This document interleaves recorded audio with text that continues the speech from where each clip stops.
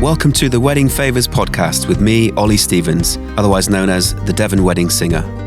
Whether you're newly engaged or simply putting the finishing touches on your big day, we're here to help make your wedding everything you've ever dreamed of. Join me and my expert guests as we tackle the ups and downs of wedding planning with less stress and more confidence. If you're after expert advice, insider tips, and a few laughs, you're in the right place.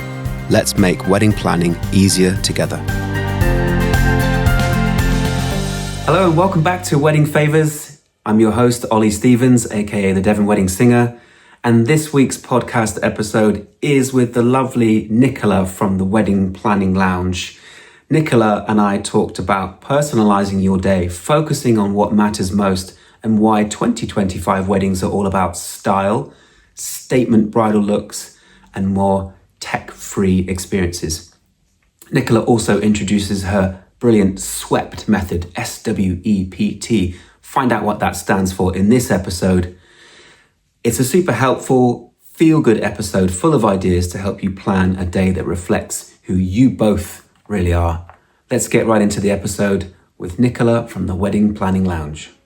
Nicola, I wonder if you'd be all right with me asking you some questions, a little quiz.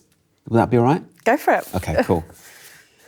So this is according to Bride Books 2025 wedding report, okay? Question one, unfortunately there's no prizes, okay?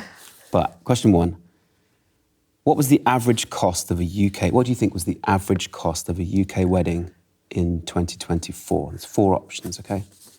15,000, 25,000, 35,000 or 45,000?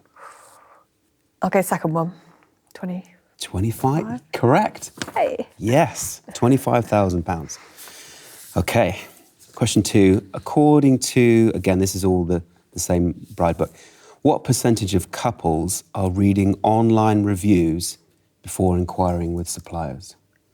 So we've got 50, 60, 70 or 80%. Well, it should be 80%, but the real answer... What was one below 80? So 50, 60, 70, 80. I'll go 70. Correct. Yes. Amazing. Have you seen, did you get a little... No, not cheating. Okay, what is the most popular age group among couples getting married in 2024?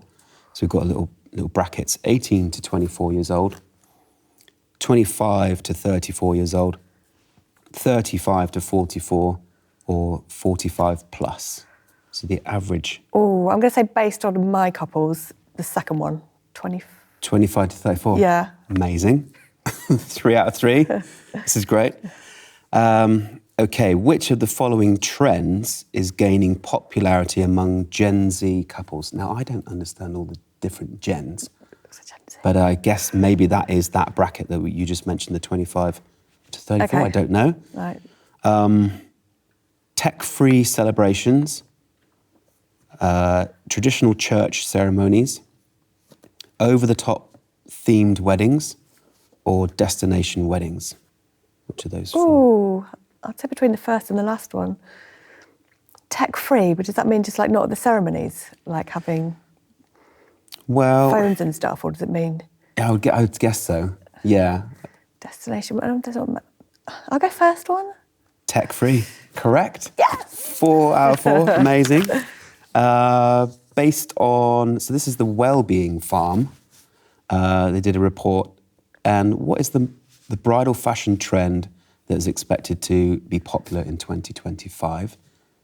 First one is minimalistic designs, excuse me, minimalistic designs, statement bridal wear with bold colours and textures, traditional white gowns, or vintage-inspired dresses?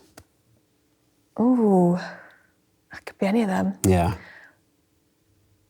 I'll read them again. Minimalistic designs, statement bridal wear with bold colours and textures, traditional white gowns, or vintage-inspired dresses. Oh, this is the first or last one, I reckon. Let's go minimal.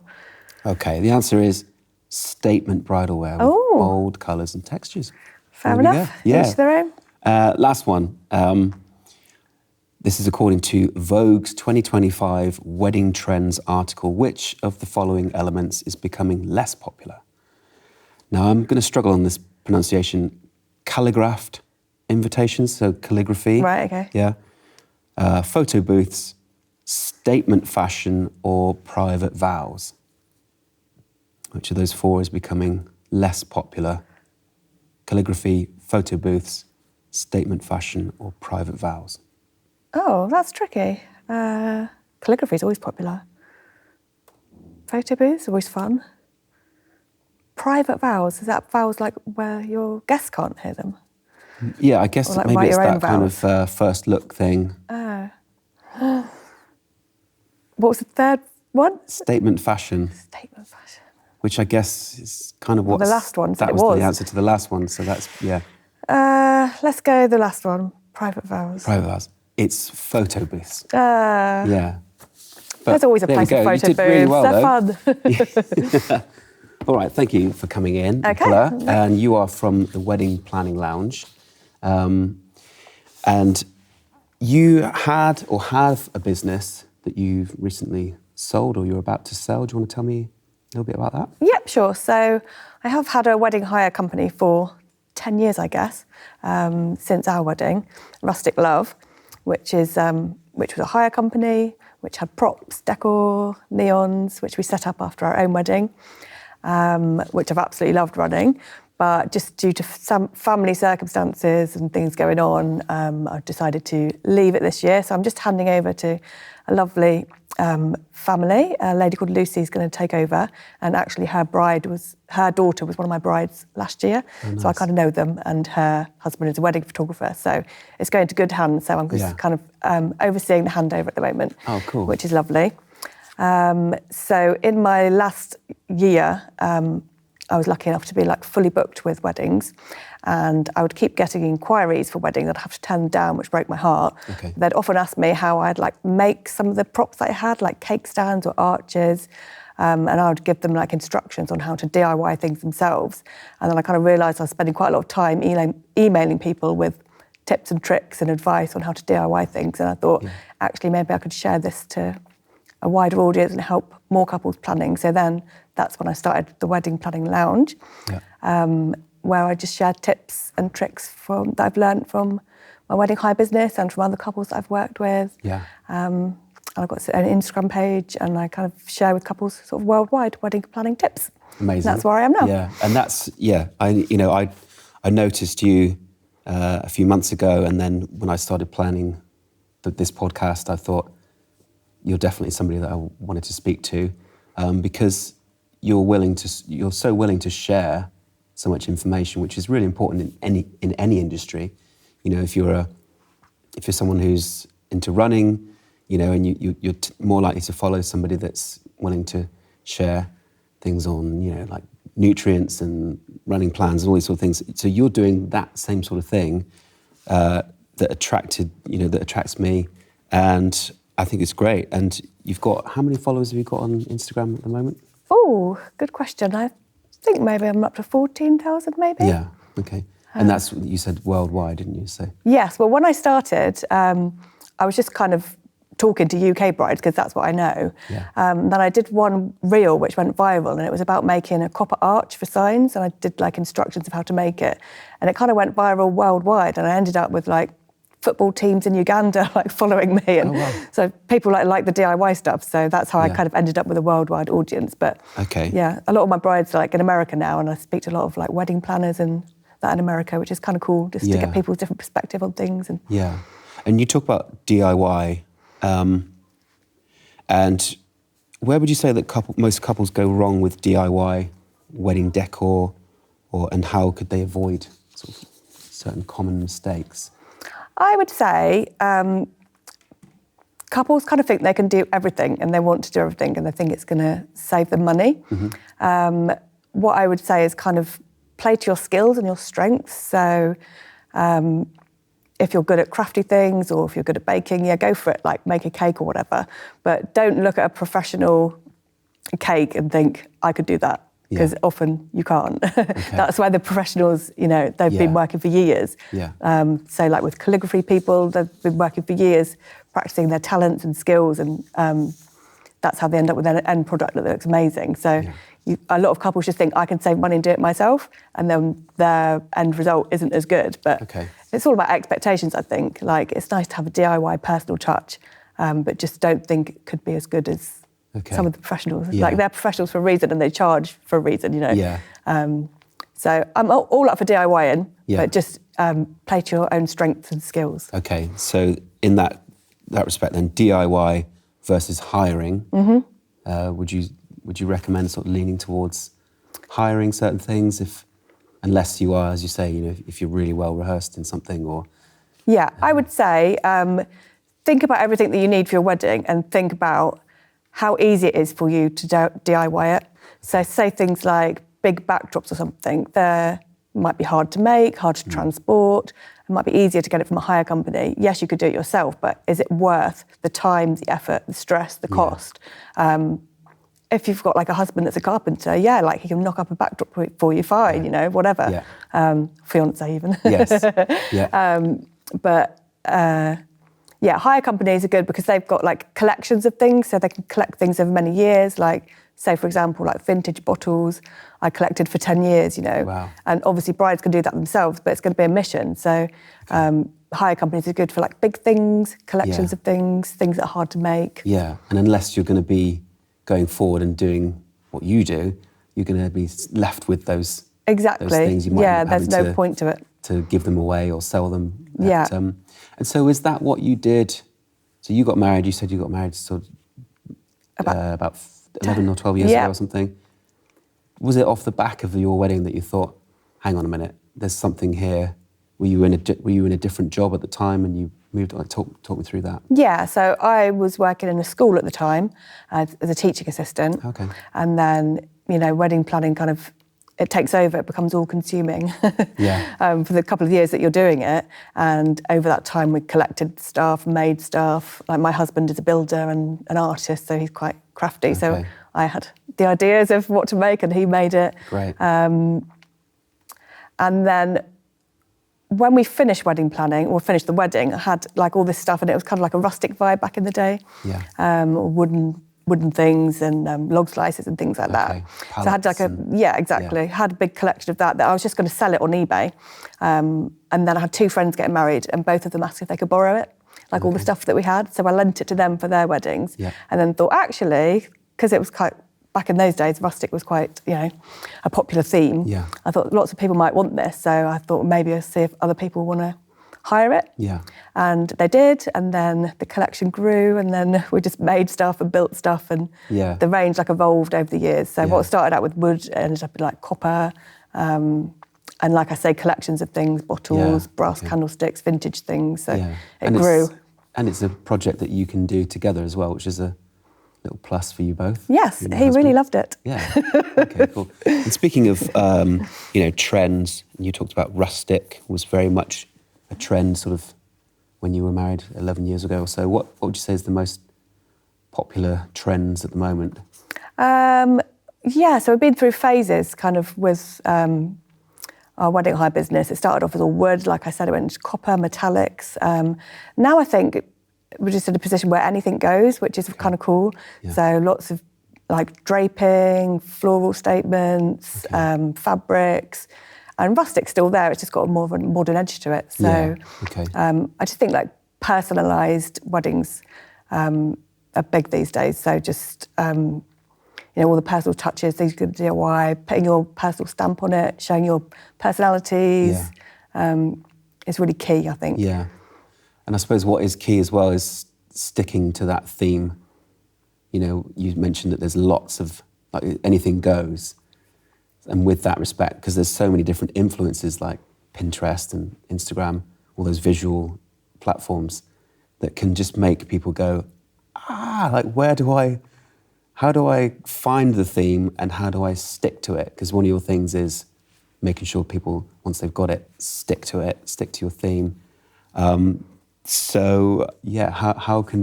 what advice can you give to people there? Yeah, I would say like when you're thinking of your theme to start with, it might come to you really easily. Like you might, you probably know what colours you like, you probably know what vibe you kind of want to go with.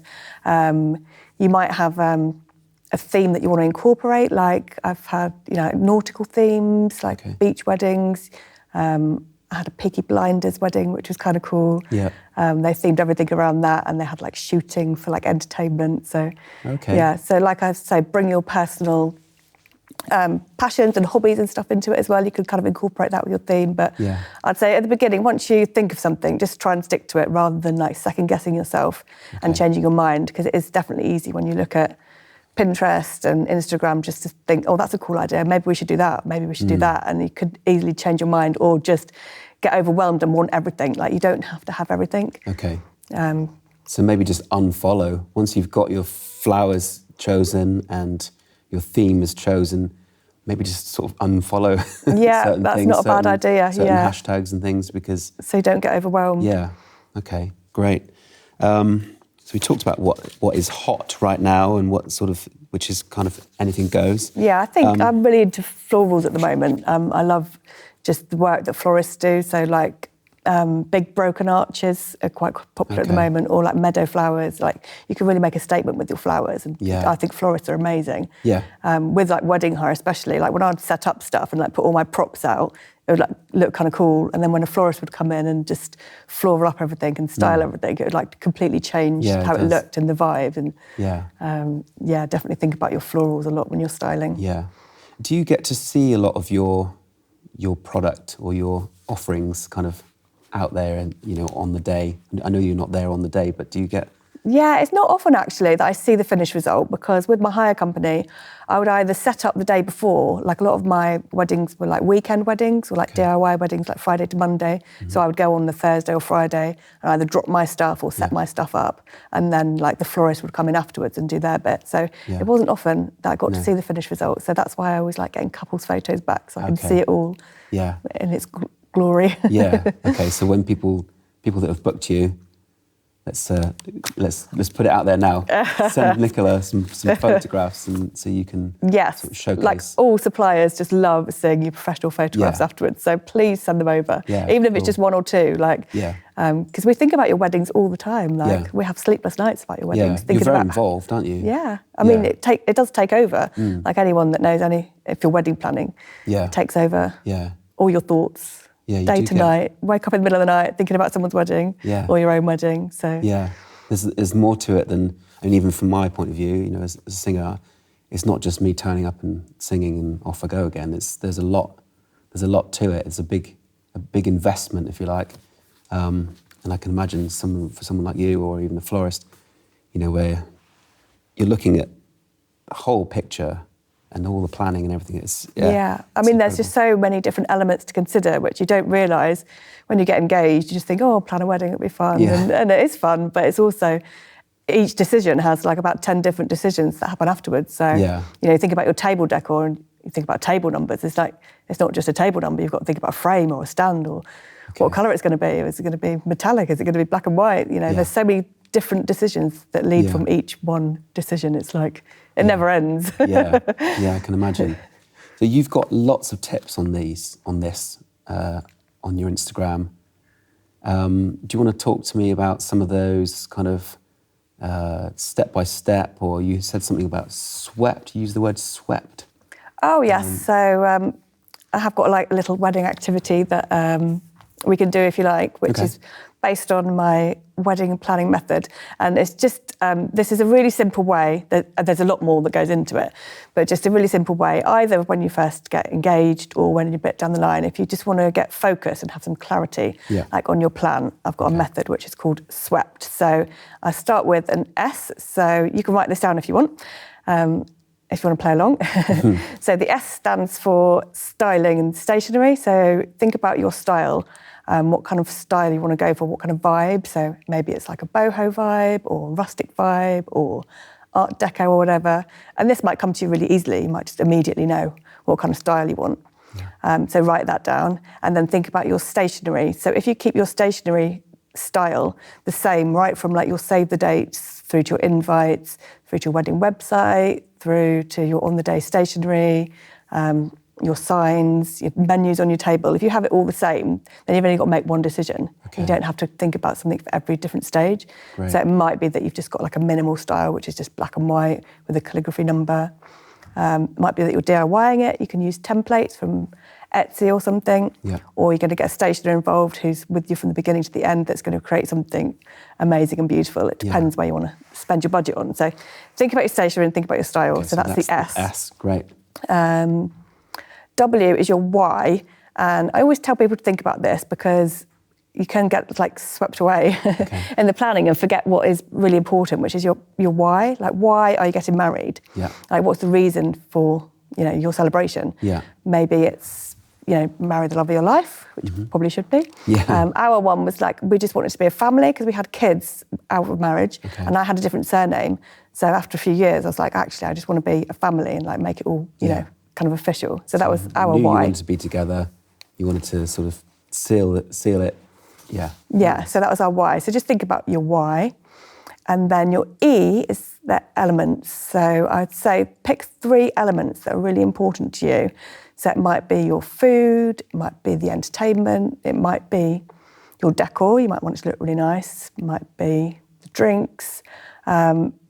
What 3 elements are most important to you as a couple, and focus your budget on that. And then everything else doesn't matter as much because you can't have it all and you can't blow your budget on every element. Yeah. So focus on what's really important. Okay. You might want your guests just to have the best time, so you want to just blow it on entertainment, have live singers, DJs, magicians, whatever. That might be your thing. Or you might not care about that at all. You might want it to look amazing. So then your budget will go on, a stylist or, or your decor. Sure. And can I just say about budget? It's interesting because my girlfriend and I were looking at holidays last week, and I said, okay, let's work out our budget and then we'll go and look for holidays. And she said, no, let's look at how much the holidays would cost and then figure out a way to afford it. Oh, interesting. And I thought that was really, really, it was typical of me to be sort of the safe kind of like, let's find out how much it is. And she said, no, let's see what we can do. And I think if you apply that to wedding planning, find out how much things cost, then do what you said by putting it into priority. And do things like, maybe you might need to work some extra shifts. Maybe you end up blitzing your garage and your loft and sell loads of things on eBay and Vinted and all those other platforms.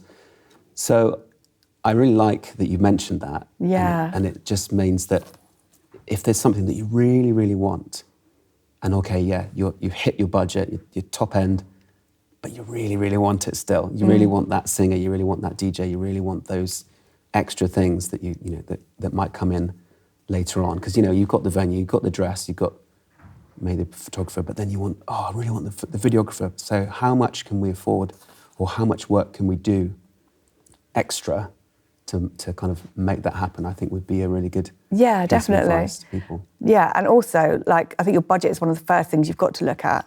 I mean, I do like your girlfriend's idea. It'll give you something to work towards, but you also need like a sort of a baseline of what you've got to work with at the beginning. So I think the first things that you can do is your budget and your guest list. So work out how many people, and then your budget, and then you can look at a venue. Because there's no point looking at venues that are too expensive. Okay. So you kind of need a budget in mind to start with. Yes. And then once you've got your venue, kind of so many other things fall into place. So like your venue might have, catering, they might have decor there already that you can hire, lots of them do. They might have a planner that you can use. Okay. So once you've chosen your venue, that will take a lot of decisions out of your hands. Yes.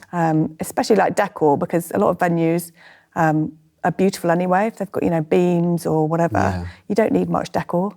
You can just go minimal. You don't have to spend a lot of money on that. Yeah. Whereas if you had a venue like a marquee or a barn or like an empty hall, you'd need to spend a lot on decor. Yeah. So then you need to think about that in your budget. So yeah. Yeah, okay. So budget is key. I think it's nice to have contingency. And lots of people also, like down the end of the line, things that aren't, you put your big things first, like your catering, your venue, everything. And then further down the line, you've got those little extras like photo booth, games. Yeah. And if you've got enough money left over or you get some extra money, then you can add those things on. Yeah, okay. It's really tricky, isn't it? Because there's so many, I mean, if you go to a wedding fair in particular, you can come out of there with maybe 5 or 6 extras that you hadn't even bargained for. Yeah. And I suppose that's, that's could just be emotions, couldn't it? You just could go in there, you could get caught up and just be like, oh wow, want it, yeah, I really need it. But then that's where your E comes, no, where are we? We forgot. But, prioritising and, so we come back to so we've done SWE. P? Yes. P would be like your colour palette. So think of I'd say 3 colours. You could do more or less, but generally you'll probably know that your colours anyway. Okay. If you're unsure, there's lots of sites where you can go on like colour palettes and have a little Google. So I'd say 3 colours, and then I'd say 1 element. So your element could be like wood, it could be copper, it could be silver, it could be glass, it could be like disco balls, whatever. Okay. So you've got like 1 element that goes with your colours. And then when you're making any styling decisions, you know your vibe, you know your colours, and you know your element. So say, for example, go back to the table numbers.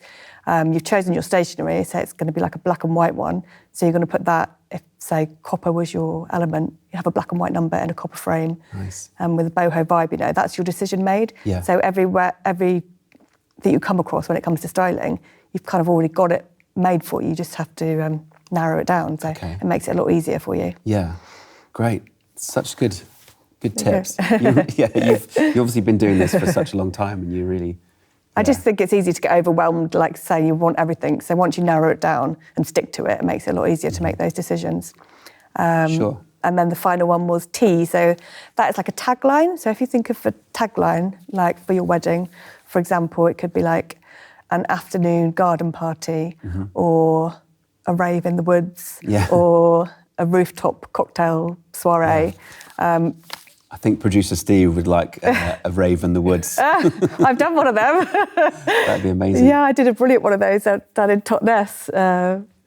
And like literally, like the nans were there, like on the dance floor at night, raving away with all the younger guests. And yeah, I think that's just another example of like your wedding your way. Lots of people worry that, the old people won't be on board with what they've got in mind, or they'll worry about what the guests think. But actually, if it's your wedding, it's your way. Your guests love you. They're going to love what you do. Yeah.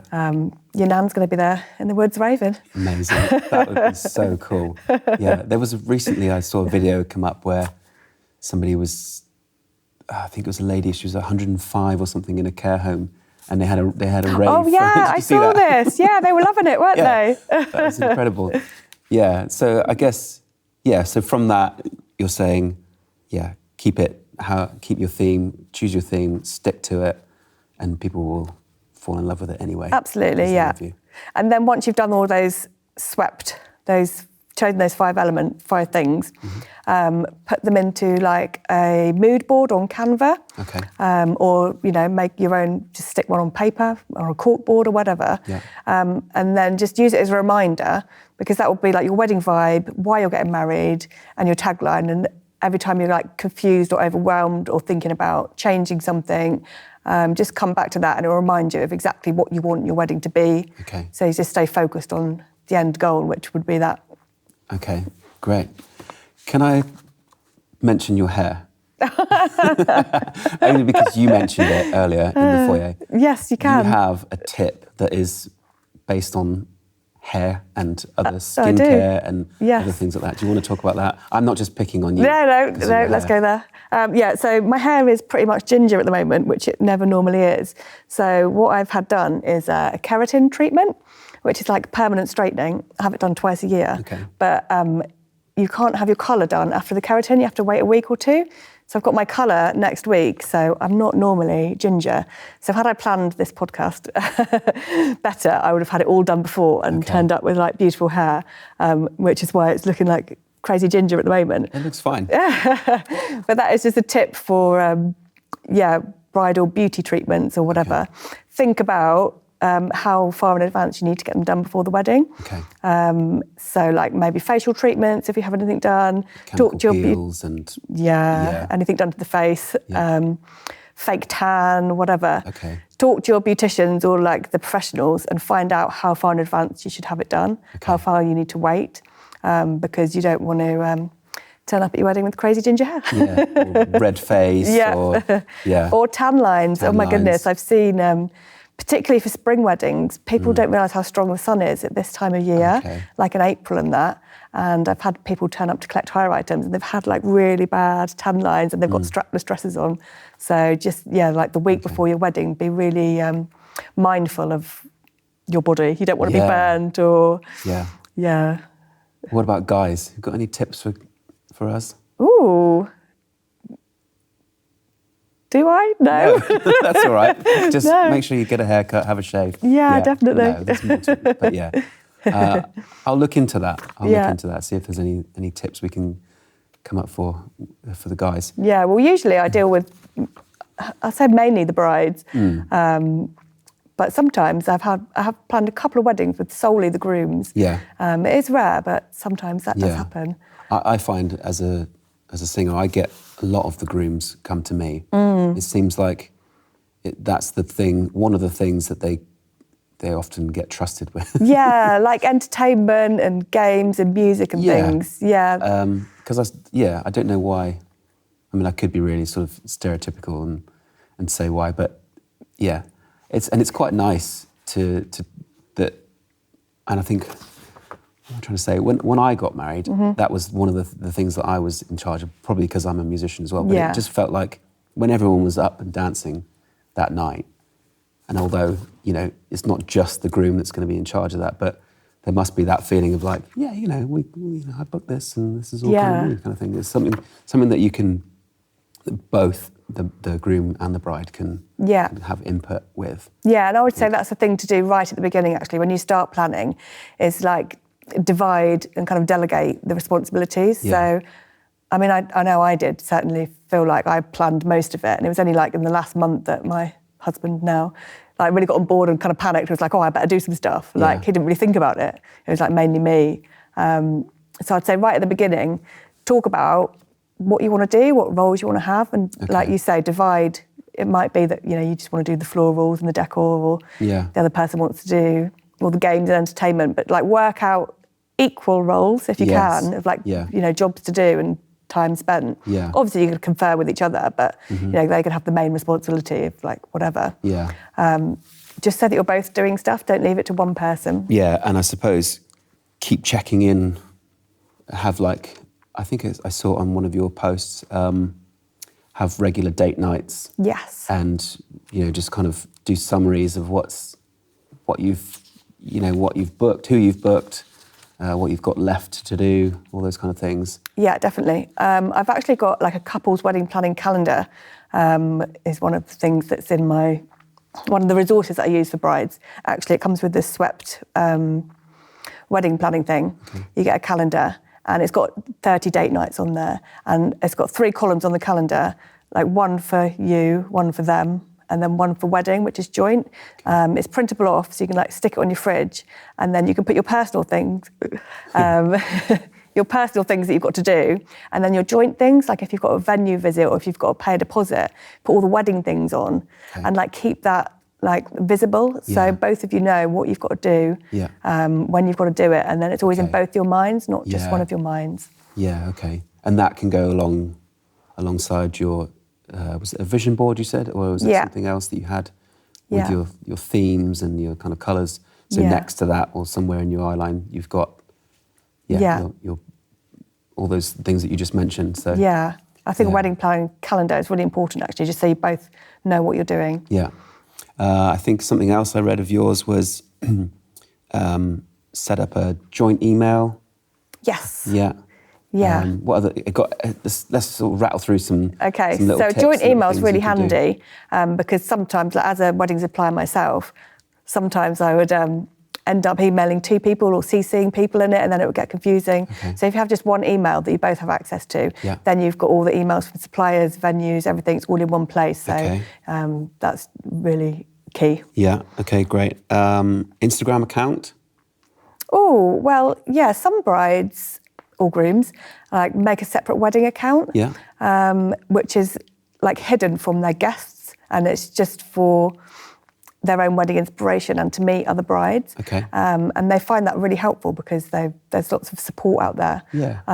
Like on Instagram, social media. Yeah. It's nice to like be in contact with other brides so you can like have a chat to people. Okay. I think that's a really good idea. Not that many people do it, but I interviewed one of my past brides, and she said that was one of the most helpful things, to have like a team of people that she met on social media. Oh, amazing. That were like helping each other out. And Yeah. if you could put stuff on your stories, like this invitation or that invitation, what do you think? Yeah, and nice. get feedback. And sometimes it can be quite lonely wedding planning if none of your friends are.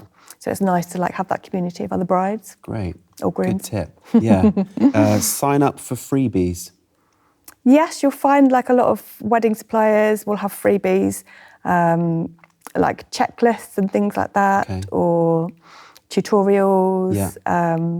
Just have a look on their like link in bio. There's lots of freebies out there which will be helpful. And like with websites as well, like the big websites like I don't know, Brides or whatever, they'll often have checklists and things that will help you along your way. So have a look at all of those. And competitions, there's always competitions on Instagram. Right. Like if you like and share stuff, just for like free wedding merch or bride hoodies or whatever. So keep an eye out for those as well. Okay.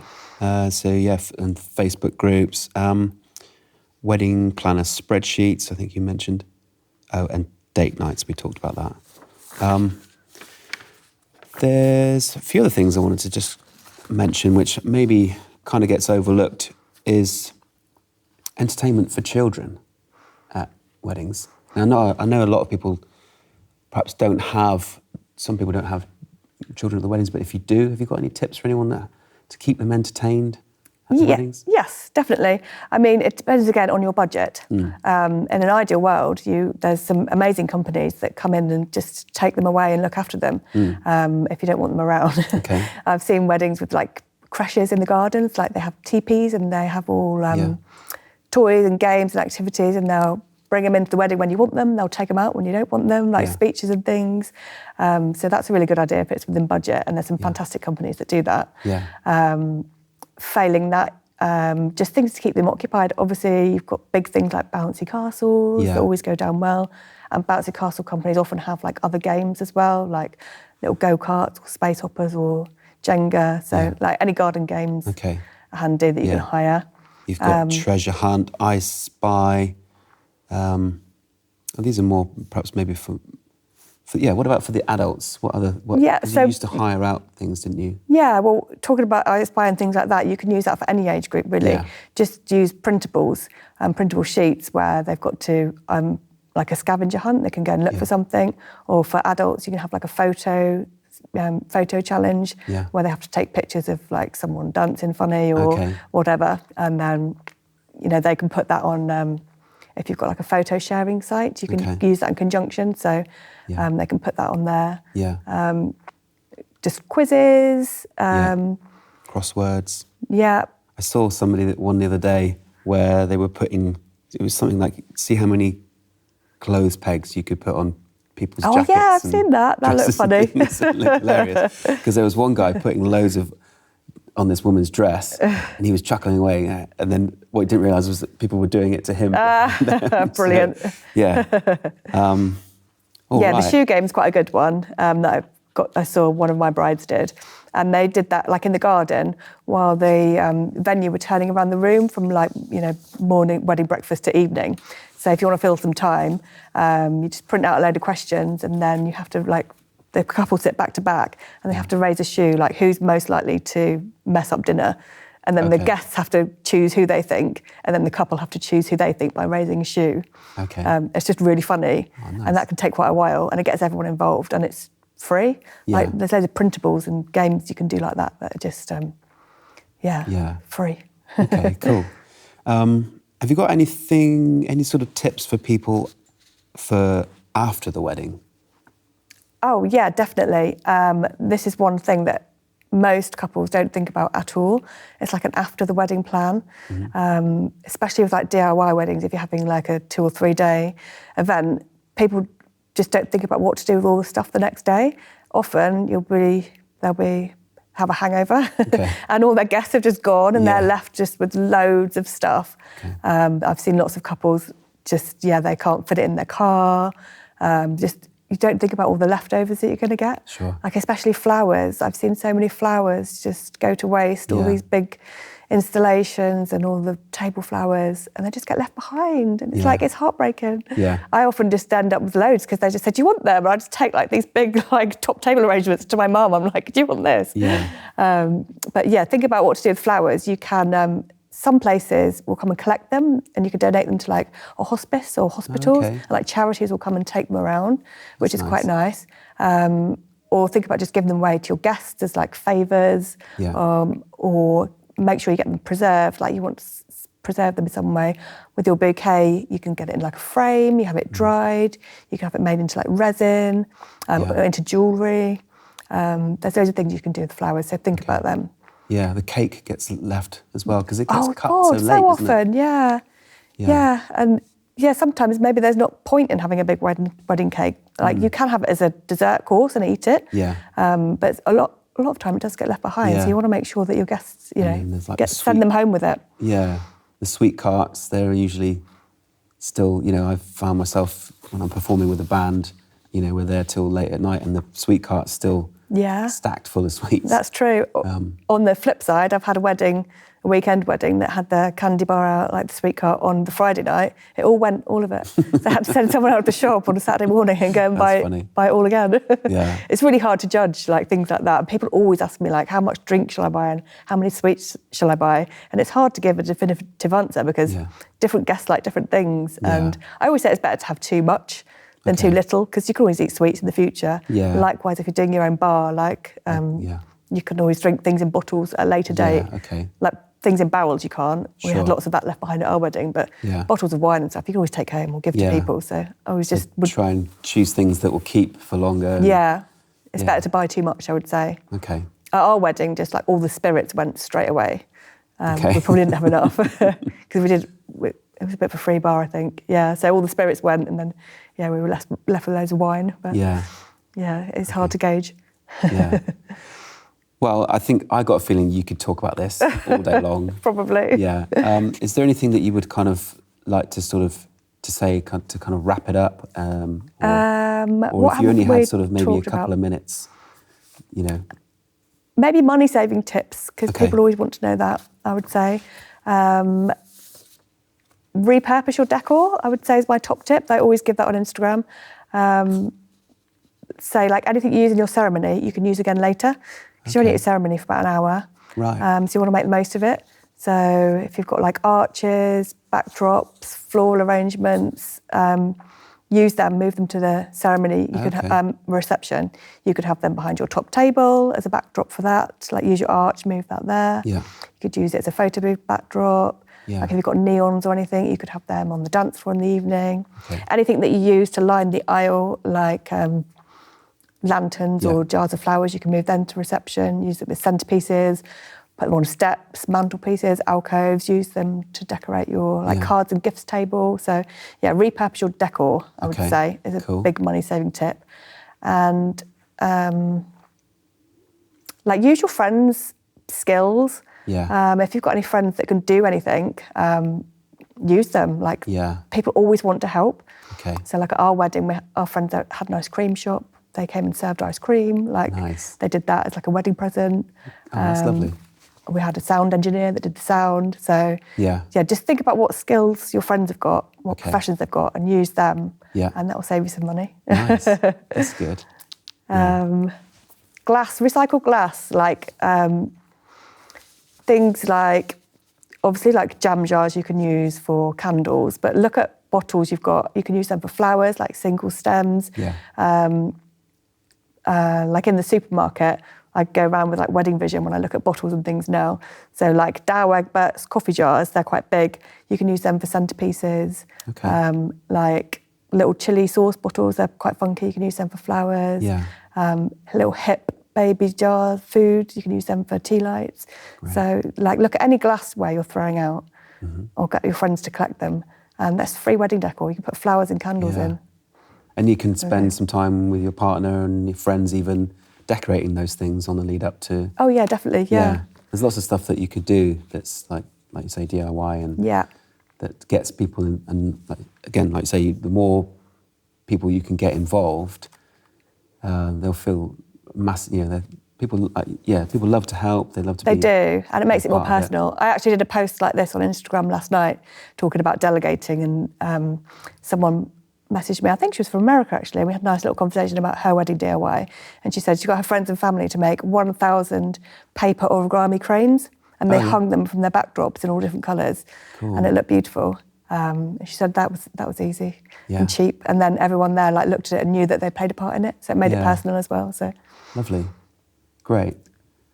That's really great. And I'm really grateful for you coming in and talking. And I'm sure there's loads of stuff that we've missed. There is. What have we missed? So maybe you could come back again and we can go through something else. But I feel like if there's anything else that people want to know, they can follow you on Instagram at the Wedding Planning Lounge. Yeah, that's right. I've got a couple of good freebies on there that might be helpful when you're planning. So I've got the 30-step checklist of 30 steps to plan your wedding in the right order, which is handy. And then I've got the ultimate decor checklist, because with my hire company, I was always making lists of all the decor I had. There's so much, so that is a good one. You just go through it and cross out anything you don't want, and then anything you're left with, work out if you're going to hire it, make it, or buy it. And then that's a good plan for your decor. So grab them because they're free. Great. Great. Thank you so much for coming in, and best of luck for 2025 and beyond. Thank you. And hope to see you back. Okay, thank you very much. Thank you for listening to the Wedding Favours podcast. Make sure you subscribe so you don't miss any future episodes. Please give me a follow on Instagram at olliestevens.music and at Wedding Favours Podcast. This podcast is produced by Steve Hindley at iNarrator.